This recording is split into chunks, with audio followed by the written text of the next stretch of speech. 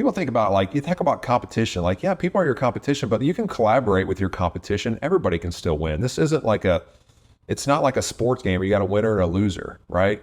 We can all do deals. We can all be profitable and do deals and help each other and learn from each other. And that's kind of the way I've kind of approached, and what I've kind of learned, quite honestly, a lot from the Wholesaling Inc. guys, collaboration over competition. And that's kind of what I believe today, right? There's going to be deals that I win that he won't win, and vice versa. It's just part of business.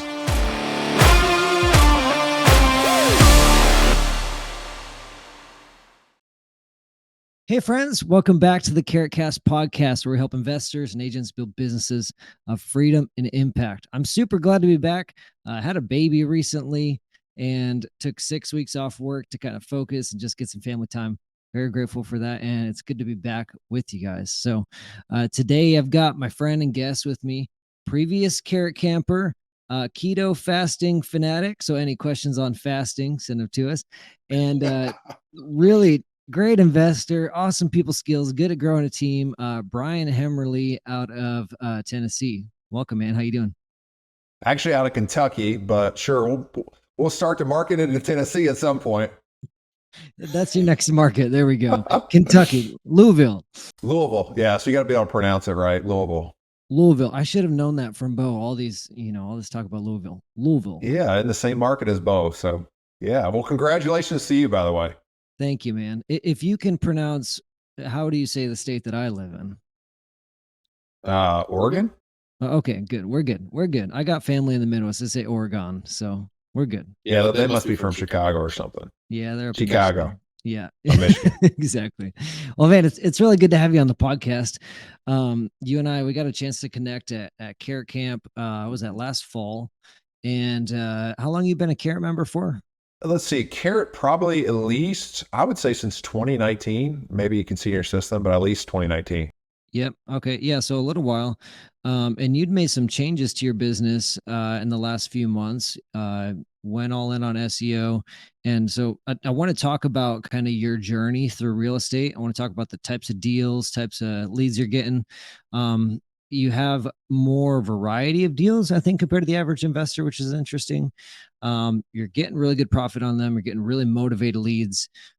You've gone from one person to now scaling a small team, and things seem to be working really well for you. And so I want to unpack that so that other people can learn from it, and just learn what you're doing, because you're doing a few things. You're doing a few things right. And so, yeah. Yeah, absolutely. Well, thanks for having me. It's really an honor to be on this podcast. I think when I came out to Carrot Camp, I was like, Brady, when I do my first few deals, I want to be on the podcast, right? I want to come and share kind of, because I'm a big fan of Trevor and Carrot and you guys. I mean, I had a great time at Carrot Camp. If you're a Carrot customer, highly recommend you go out to Carrot Camp and just get around their culture and what they're building there. And also you get an opportunity to meet other investors throughout the country. But again, thank you so much for having me on here. And hopefully I can get some action items and some thoughts that people can take from this podcast and hopefully help their business too. Yeah. Well, thank you, man. Two quick housekeeping things I forgot to mention. One, June is Success Stories Month at Carrot. So if you go to our website, we've got a lot of content, a few different success stories we're highlighting of the kind of variety of ways people are using Carrot and having success with Carrot. So we want to help you be successful. So if you remember, go check that out. And then secondly, Carrot Summit is coming up. It's my favorite, most chaotic time of the year. We're planning our summit right now. But if you're listening to this, we're about a month away. July 12th, mark your calendars. The page is not live quite yet if you're listening to this on the day the podcast come out. But in the next couple weeks, go to carrotsummit.com and you should be able to reserve your spot. We've already got some awesome speakers lined up. This year's theme is on innovating real estate through leadership and lead gen. So that's going to be a blast. I'm very excited for it. But yeah, let's get into it, Bryan. So let's tell your story, man. Real quick, like how'd you get into real estate? How long you been in the game? What that, beginning of that journey look like for you? Yeah, cool. So Bryan Hemmerle, I own Kentucky Sell Now. We're based out of Louisville, Kentucky. And I bought my first rental property in 2007. Really didn't do much, unfortunately, from 2007 to 2018. And then in 2018, that's where I started really listening to podcasts. And I discovered a podcast called Wholesaling Inc. and I joined their coaching program, and it really has just taken off since then, right? So really the basis of learning how to do marketing, right? How to find good deals. And historically, I've always done, I still do direct mail, believe it or not, is driven a lot of our deals, right? So really in 2018, kind of was still working my sales corporate job for that. I've been there for years. And then in June of 2020, I left to go full time into real estate. As you guys remember, that was right at where the pandemic was starting to hit. So like, who is crazy enough to leave their corporate sales job, which I was doing really well at, to go full time into real estate? So that was me. I decided to do it, right? I was tired of building dreams for other people, and I wanted to go out and be an entrepreneur and run my own business. But we do a variety of things, right? We wholesale, right? Which everybody should know what wholesaling is here. We hotel, right? And so really hotel is look, we just take down a property with our own cash or somebody else's cash, and then we do little to nothing, and we put it right back on the MLS. We do the occasional flip. Not a big fan of flipping. And then we buy and hold. So I have a buy and hold partner, and he and I, since 2020, have bought, I think 16 single families and 3 fourplexes. So I think that's something like 28, 29 doors. So, but yeah, so I've been a Carrot customer for quite some time, never really did much to it. And then I was like, man, I got to go out to Carrot Camp. I've always listened to Carrot podcast, and just went out there, and I met, obviously a bunch of you guys. I met Keith Sant. Props to Keith Sant. I was like, man, I want some of these organic leads, because I'd had a couple leads before I started really optimizing my site and the SEO, and man, it's been a game changer. Literally today, I've got 2 leads. One in like Erlanger, Kentucky, and one we just got literally like 30 minutes before I hopped on. I forget which city it was, but we're getting leads consistently, and we're converting those leads. That's awesome. Yeah, we were talking about that before the podcast. Those are they're higher quality leads than you're used to. We'll dive into that. One thing I wanted to mention real quick, it's interesting about your story, is one of the first people you met in real estate was what you might call a competitor, Bo Hollis, which a lot of people should be familiar with because we've had him on the podcast a few times. But you met Bo, and y'all are in the same market. Tell me about what that was like. I'm interested in hearing your take on, like, is he a competitor? How are you guys both crushing it in the same market? Yeah, no, cool. So yeah, I was probably one of the first people to in 2018. I reached out to Bo, and we actually went out and played golf, and just kind of been friends since then. And I know that he was crushing it in websites. Me being a competitor, I'm like, hey, I know he's driving leads from websites. He's doing something right, and so let me figure out what he's doing. And so. But no, dude, Bo's great. I've done several deals with him. He helped me out early on how to wholesale some deals. Super great guy. We still do some business together on some deals together to this day. And but yeah, I mean, the cool thing is people think about, like, you think about competition. Like, yeah, people are your competition, but you can collaborate with your competition. Everybody can still win. This isn't like it's not like a sports game where you got a winner and a loser, right? We can all do deals. We can all be profitable and do deals and help each other and learn from each other. And that's kind of the way I've kind of approached, and what I've kind of learned, quite honestly, a lot from the Wholesaling Inc. guys and all those, it's collaborate, it's collaboration over competition. And that's kind of what I believe today, right? There's going to be deals that I win that he won't win, and vice versa. It's just part of business. I love that. And I think, like, I mean, obviously y'all are both always going to be gunning for that #1 spot in Google, and it goes back and forth, but like, people do business with people, and y'all are different people. And I think that's a good example of it. Y'all are both getting leads consistently and closing them consistently. Yeah, absolutely. So like, if you would have told me, just real quick, so if you Google Kentucky sell my house fast Kentucky, I'm #1 organic, right? And I'm just a small guy in Louisville, Kentucky. Like, how am I up there in that type of search, right? It's because, of support and people that help me do it, right? And that's, like, Keith really knows what he's doing when it comes to SEO. And what I liked about Keith is he was an investor first, but he just got really good at SEO, right? And so hiring and finding people like that can help you elevate your business has been a game changer, And anyone listening, watching, if you go to carrot.com/marketplace, you guys can hire SEO meets REI, Keith and Andy's service. the results are there. Just go look at Bryan's website and his ranking. Um, Tell me about the types of leads you're getting, and then we'll go over the marketing mix that's getting those leads. So we'll talk about direct mail before and now and SEO. But you were telling me on the phone you're getting a variety of leads, right? You know, as far as like land versus home, and you're getting leads from like little tiny towns throughout the state. Yeah. So part of the strategy, I guess Keith helped me with, is having all these different city pages. And I don't fully know and understand all the details that go behind. I just like the fact that leads come in, right? Like we're getting these smaller towns, and before I would never send direct mail to them, but we're getting, leads from these smaller towns throughout Kentucky and even Indiana, actually.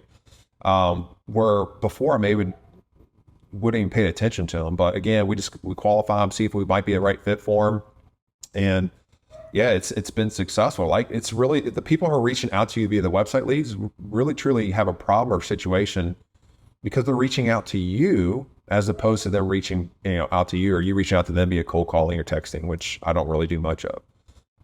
But yeah, it's a lot of these smaller towns where there's less competition, right? There's less people that are whatever, calling them, texting them, whatever. And yeah, we're able to start to convert some of those at a high level. Be honest with me. What's the motivation level like compared to the direct mail y'all been doing? It just depends, right? A lot of the direct mail is you can get somebody who wants to sell you that today. They do, but and those are what we call laydowns. But then there's also people like, yeah, got 10 other postcards, right? You don't come out, just give me an offer. Come out and give me an offer, right? Versus sometimes the website is, yeah, they do look at multiple websites. Sometimes someone may look at your website and be like, oh, this guy looks, trustworthy, but let me just call him. And then you talk to him. If you're the first person to talk to him, qualify them, make sure they're a fit. They can be ready to go too. So you still have to nurture both sides, but I've learned though, if it's a website lead, you better call them right away because they may be going to other websites too. Yeah. Okay. So one of the things I want to talk about is the marketing spend, where your energy and where your money is going, because you were doing direct mail before, right? You've been doing direct mail for a while. It was working good enough for you, but you wanted to go deep on SEO. Anybody that's hung around the podcast long enough know that SEO takes either time or money. I think that's one of the cool things about it. If you don't have a big budget, you can sit at the computer, you can learn, you can invest the time, and that's great. I think that's optimal. I think you should at least have a good understanding of what's going on so you can speak to it and manage that anyways. Or you can hire someone. So in your case, you've hired Keith at SEO Meets REI. Tell me about the profits you're getting from the SEO deals and why you keep spending for the SEO. And the reason why I'm asking this is we get a lot of people who, look at SEO like 2 or 3 months. Oh, let me just try it out. And then they don't want to pay the money to a professional like Keith for SEO. And they give up too soon. Right. Yeah. SEO is I guess is the long game, right? Trevor always talks about the evergreen, right? Yes, I still pay for backlinks and whatever the stuff is monthly. It's like $2,000 a month. But to me, it's worth it, right? Just because of the numbers that I'm seeing, I don't know exactly what we'll do. Maybe I'll report back at the end of the year how much revenue we did. But my guess is the spend will be a lot less to get the deals versus direct mail. I won't stop direct mail. And we have visions and plans for maybe doing TV commercials and stuff and just kind of encapsulating that our marketplace of kind of being the authority. But I can tell you right now, direct mail will probably make 3 to 1, which we probably should be at 4 to 1, right? And so a lot of that can be on our back end, and like you mentioned before, so I brought on a guy to help me grow the house business named Zach, and I've got Peyton. We haven't really talked about the land, but Peyton is my nephew. He's going to help us, on the land side, right? I forgot to mention we're marketing to land, and so as we grow, we bring in more revenue. We'll start to hire more people and put them in the right seats and so forth. But yeah, as far as the return on your investment, for what I'm seeing, and again, this is one of the goals I need to work on is tracking better. And that's one of my goals for 2023 is making sure I'm tracking every dollar, what ad spend, and making sure, we're seeing what makes sense and what works. Yeah. So what if do you know what the SEO like you said you're getting 3, probably should be 4-to-1 ROI on direct mail. Do you know what that is for SEO? Don't know off the top of my head. So it's month. It's the month of what? It's May. So let's say I spent 10 grand, and I know right now, as of tomorrow, we'll have 50 grand. So it's a 5-to-1, but it's going to be a lot higher than that at the end of the year because we've got. I just signed up a deal today that will probably be a $30,000 or $35,000 flip. That came from a website, and I'm closing on a deal at the end of the month. It's a small deal, like 10,000. So you're talking already close to 100 grand. Um, Yeah, let's call it 10. And my guess is it'll be much higher because we've got a lot of leads in our database, in our pipeline that we're working. Right. And you're at that sweet spot right now where you started the SEO last fall. Now here we are in the spring, and you've got your ranking for a little bit of time and you've got momentum. So it takes Right. time to climb the ranks of Google, but you're in that sweet spot.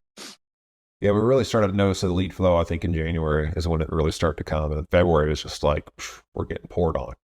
It's really crazy. Like it's surprising. That's awesome. And you're getting, it's interesting. We're looking at your website before we hopped on the podcast, and it's like you're getting those leads from all over the state, from little towns. And I think, we don't know exactly why. Some of it has to do with the landing pages, the city pages. That definitely plays a role. But you mentioned you're getting some that are cities, not where you have pages set up for. But one of the things is your website's doing a really good job of making it clear that you buy throughout the state. And so I think that's a good takeaway from your website and how you're marketing, how you're positioning yourself. Yeah, absolutely. Like there's a Owensboro deal. I'll close on. Yeah, it's a small 10,000, but I've never looked at the house. I got pictures. I never went and visited the house, and we're doing a deal and making a profit, and it's 2.5 hours or 2 hours away from Louisville, I think it is. Yeah. That's awesome, man. Um, Tell me, I want to talk about land, but first tell me a little bit about your team and in the context of like over the last couple of years, like pre-care camp, post-care camp, what were some of the takeaways where you were telling me like you got to get a team in place and yeah, just tell me about what that journey's been like. Yeah. So again, I've been pretty much a solopreneur ever really since I started. Right. I've had a VA who's been super loyal from the Philippines for 3 years, and went out to Carrot Camp. I've always had maybe this self-limiting belief about growing a team and business. I've been in sales, right? And so if you've been in sales, you kind of rely on a lot of times yourself, right? And so that's part of my growth challenge that I need to get better at is learning how to lead people, right? And so I brought on Zach, who's awesome. He's crushing it to help me grow the house business. I really want to incentivize him to help me grow the business, right? And paying him well when we do deals, right? And so he's going to help me grow the house side. And then Peyton, again, is my nephew. He's 25, just out of the military. I've always kind of just mentored him a little bit from afar. And then he's taken ownership of the land business and is really just taking ownership, which is awesome, right? So he's talking to the buyers and sellers, right? He's handling a lot of the marketing and just trying to pour into both these guys. And, because if I can help them win, right, they're going to help the business win. And that's what's important to me is finding players and people that want to help us grow and incentivize them along the way. Yeah. What is the VA doing? And at what point did you were you like, I got to get some extra help? I hired the VA. His name is Rock. He's awesome, by the way. I think I hired him in 2020 before I left my job, and he helps with a lot of the scraping, the database, call rail. You name it, marketing. So he'll get my marketing ready to send out for direct mail. He'll do anything that I ask him to do, but a lot of it's a high percentage of scraping good data. And yeah, dude, he's just loyal and just an awesome VA. Nice, nice. And then tell me about, you said if you don't mind sharing, you're paying your team well, Zach and Peyton. What's the split look like, or how do you keep them motivated and excited to be a part of your vision?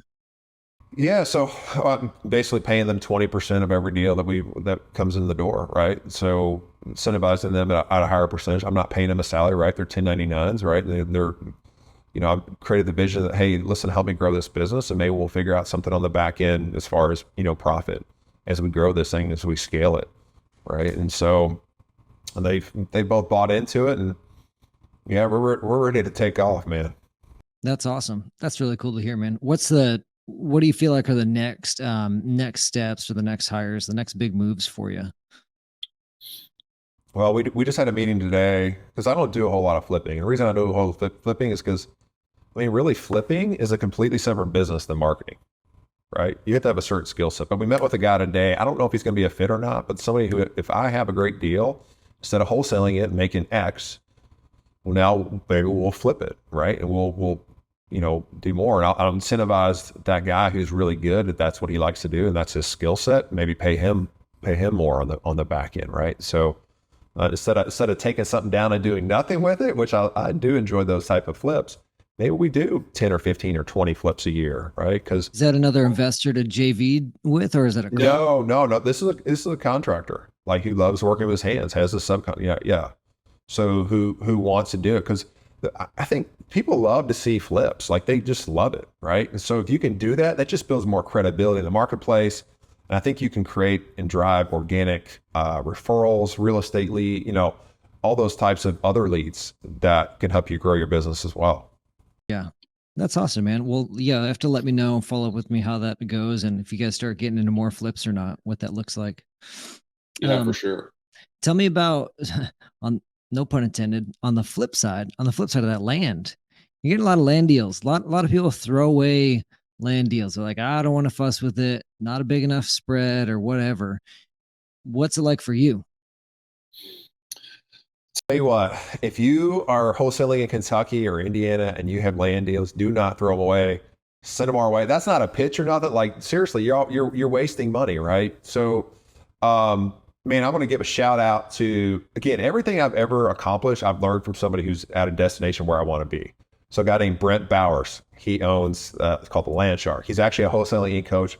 Awesome dude. Look him up if you're interested in getting into the land. Highly recommend it. Real quick, if you guys sign up for Summit this year, get the recordings. We'll give you the past recordings. Last year, he was on our Summit, so you can go get that session. Anyways. Yeah. So Brent, awesome dude, is just killing it in land. So one of the things that I'm sure you don't mind me teaching us, I'm sure he gives it away. We just send what's called land offer letters, right? And so what we've been doing is we've been sending letters to primarily parcels near lakes in Kentucky. And we're getting a crazy, like, the response rate is crazy high, so much higher. I don't know the exact numbers when we send land offer letters for land versus houses, right? There's not a whole lot of attachment when it comes to land. A lot of these people have owned this land for years. They live out of state. Maybe they had intentions to build a house on it, but something happened and they just they don't have the need or want for it, but they're paying taxes for it. And so we come in there and offer all cash offer, make it easy peasy, right? Because again, people that do business with us literally want to press the easy button, and they want speed and convenience, and they're willing to sacrifice price. And that's the value we're able to add. So we're buying a lot of these land at pennies on the dollar, right? And either buying them, taking them down and put them back on the MLS, or figure out another way to sell them. We'll wholesale them to somebody else, right? So we just assign an agreement to another, maybe investor or another buyer. And eventually down the road, we will own or finance or sell or finance some of these. So we'll basically become the bank. And so we'll sell these deals to people that maybe want to build a house. So all kinds of cool strategies that you can do at land. I'm still learning about it. But I tell you what, I'm very excited about that part of our business. Yeah, it seems like a lot of the appeal is it's just so much simpler than dealing with a house. And man, I can't imagine how awesome it'd be getting a signed offer letter back in the mail. Just shows up. It's like they're ready to do a deal. There's no negotiation. Yeah, so I send you guys. Some people won't believe this. Literally, we send a land offer letter, and people will never call us, sign our letter, and email it to me. Or mail it right back to us, accepting our offer. And I've never talked to that person before. It's wild. It's crazy.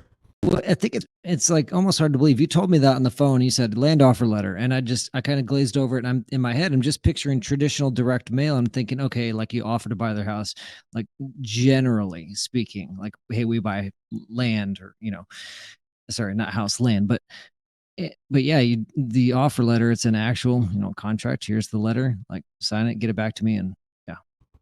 Yeah. Yeah. It is cool. And it's, I tell you what, it's a cool market, and it's not really that expensive to send a land offer letter as well. That I'll report back on the numbers at the end of the year, what we do as far as revenue and what our spend is, but I can tell you it's probably going to be like 30 to 1. Okay, that's awesome. Holy cow, that's a good ROI, I'd say. It might even be more than that. I don't even know. Like it said, I'm awful at tracking numbers. That's probably my next hire. I need to hire somebody who's really super organized. Someone to measure that. Yeah.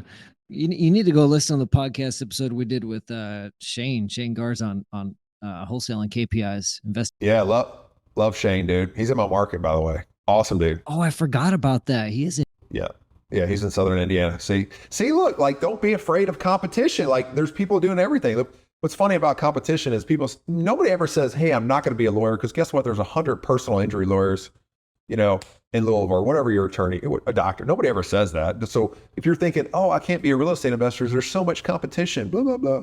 No, like, anybody can do it. There's enough for everybody. That is a great, very practical analogy. Personal injury lawyers. Yeah. No, I don't want to be a lawyer. There's too many. They're all making really good money. That's why. Yeah. I mean, I don't know. I just think that's kind of funny. People are scared. Oh, there's too much competition in that market. Yeah. Oh my goodness. Okay. So we wrapped up marketing section. A couple things I want to cover before we wrap up our time, man. I want to hear a couple quick deal stories from you. One we were talking about before the podcast, and then want to talk about regulation with wholesaling. And then I want to talk about your why real quick. What kind of motivates you? So, tell me a couple of these quick deal stories. This one before we hit record. Yeah, so I got a couple. One, I don't want to go too long, but yeah, essentially it was let's just call it, a couple was going through a divorce, and there was drug use involved, and bottom line is they hated each other. He called us, or submitted on his website that he wanted to sell fast, but he didn't know what to do, right? And so he actually had what's called a contract for deed with another entity. So we had to actually have that entity sign off first, and then us put an agreement in place, and then us close on it. But we ended up buying the property. Again, this was a hotel, right? So we bought the property, and a lot of times, depending on the situation, I will buy it and then allow them to live in it for a certain amount of time, right? I'll hold back money in escrow, the escrow account, right, at the title company. And then once they move out, we'll give them that money back. So, man, it was just, drugs. Literally, I had guys breaking into this house that were his drug friends, sleeping on the couch. Yeah, it was crazy and wild. But we ended up, I think the gross, I'm looking at it right now, was like just over 33,000. But what we did is we bought it.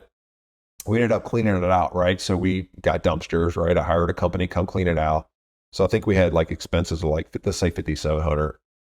So we ended up netting like just under 28,000 on that deal. But the point is, we solved the problem, what they needed, right? They're getting divorced. They want to sell quickly. They had a drug problem, right? And I always laugh, like, no realtor would ever listed at this house. I mean, it's like they needed someone like us with the expertise and the skills to be able to pull this off, right? And so it was an odd situation, but that's just one example of what we do. Like, we solve problems. Like, people sell to us at a discount for speed and convenience, and that's what we're able to come in and provide. Yeah, and I appreciate how you're getting, letting them live in it too and solving the problem. Go ahead. Yeah, and you take on risk when I do that, right? And I think a lot of people don't understand. Like, as an investor, I'm buying some of these houses, I'm taking on risk. I could be missing something, right? But I'm kind of a risk taker, so I like to figure out things. I like to solve problems, right? I like to figure out, hey, how can we help this person? How can we solve this problem? Get them what they need, and that, on the back end, we can, it can be a win for us as well. So. One thing that just popped in my head thinking about, I was just envisioning like the drug house in a neighborhood and how you're making that property is going to be improved, because you stepped in and solved that problem. But it reminded me of when we were talking about, before the podcast, land deals and, I'm going to mess up the verbiage you used, but neighbor letters. Neighbor letters. Yes. Love neighbor letters. So if you decide to get into land, like you said, Brent Bowers, Land Sharks, he recommends you send land. So let's say you have a piece of land under contract, right? And of course, you got people living all around that land who may have an interest in that land. So we send out neighbor letters. Literally goes to all the neighbors in the area and ask them, hey, would you want to buy the piece of land that we have under contract, right? And matter of fact, we're closing on, I think, one probably next week. The neighbor is buying it from us for, I think it's like a $9,000 assignment, but still, it's, you reach out to people who may have an interest in buying that because it may be attached to their property, and maybe they had no idea who owned this piece of land. This guy who's buying it had no idea who owned it. They had no idea how to track him down, right? And that's a crazy thing too. You don't realize, like, we deal with a lot of crazy title issues and solving problems, and make sure you have a good title company who's there to work with you and help you figure things out, because title, some of these distressed land and houses can be messy. So definitely make sure you connect with somebody who's on your team as far as a title company. Would you consider it being worth it to try that for a house, like doing neighbor letters for getting a house under? Probably not. No, I would, if you have a house and for, let's say, whatever zip code, you may want to see, well, who's done deals in that zip code, maybe near the street, and then call those folks and say, hey, I've got a deal under contract. Would you be interested in buying this deal from me? But yeah. But another quick deal too, I'll just tell you. So we got an Indiana lead, super nice lady. She just wanted speedy convenience. She was moving to California. And it was a podunk town north of us called North Vernon. And we went out and looked at it, put it in her contract. I bought it with her. And again, I bought the property, held money back in escrow until she moved out, gave her the money when she moved out. It was a really nice house. Like, she probably could have just listed with a realtor, but she didn't want to go down that route. Some people don't, right? And we always try to, I always try to push people. Why don't you just list it with an agent? You'd probably make more money than working with me. You've got a lot of options when you sell. Yeah, she didn't want to have to mess with anything, right? So we bought it, I think, within probably like a week from when we met her, ran title. So we bought it, and then she moved out. I did nothing to it. I called up an agent who was in that market and said, hey, listen, I'm buying this house. I don't really like to buy and hold in this area. Would you list it for me? And he listed it for me. And literally the next day after whatever she moved out, or we sold it on the MLS. And yeah, it'll probably profit. It's a website lead for about $22,000. Wow. That's awesome. Carrot lead for the win, man. So that brings me to my next question. So you pass this off to an agent so they can list it for you. Kentucky is not Tennessee. Kentucky is wait. Yeah, Kentucky, Louisville, Kentucky. Tripping myself up. I'm like, yeah, I'm right. Kentucky, Louisville, Kentucky. We got to get you to come out here, man. We'll fly you out here. I'd love to come out. Maybe go up in the Smoky Mountains. I would like that. There you go. So Kentucky's getting regulated. They're about to be regulating wholesalers. What's this look like, and how are you responding? Yeah, good question. So the way I understand the law, and again, I'm not an attorney, talk to attorneys. You have to be a licensed agent in order to market a contract, right? You can still assign, you can still do it, but there's, some up in the air about advertising behind it, right?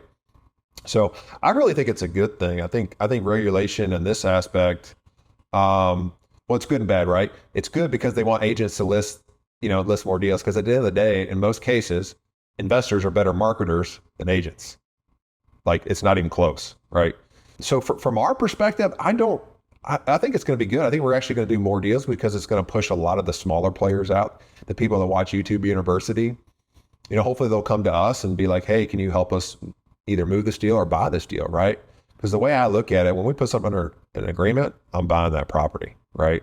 So, I don't want to say we have unlimited funds, but we have access to a lot of cash, private money, hard money. So as long as it's a good deal, we're going to close on it and make it work. But I think it will be a good thing.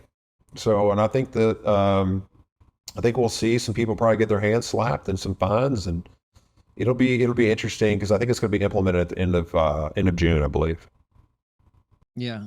I like that. I'd say I agree with you. I think it is a good thing for the industry overall, and it's a good thing for people overall, homeowners who have legitimate problems, to weed out the people who can't close the deal. who I think that's the biggest issue. We just got a comment on our YouTube. We got a couple of YouTube videos about the ethics of wholesaling. We got a comment this last week. Guys, like, here's 6 issues with wholesalers, and he went down the list, and I'm like, it's a little bit of a generalization, but your points aren't all wrong. And so, one of his biggest things was that too many of them can't, will put out the offer without the confidence to be able to close. Like, yeah, you can't close, 100 out of 100 deals, but you're taking care of most of them. Even if you are wholesaling them, you took care of the problem. You're not leaving the seller high and dry. So if the regulation is a good thing and can help, raise. Yeah. When somebody says, "Hey, you're a wholesaler," I'm like, that's a label. Wholesaling is just a strategy, right? Flipping is a strategy. Wholesaling is a strategy, right? Buy and hold is a strategy, right? So, like, I just when someone says wholesaling, I'm kind of just like, all right, whatever. Yeah, it's a strategy. That's what we do. But unfortunately, there's a lot of people that's all they can do, right? Versus us, where we can pretty much close on anything that comes across our table, right? And at the end of the day, you want to be able to serve and help that seller the best that you can. And unfortunately, what happens is a lot of these guys who don't have access to capital or don't know what they're doing leave a lot of these sellers high and dry, maybe 30 days into it, right?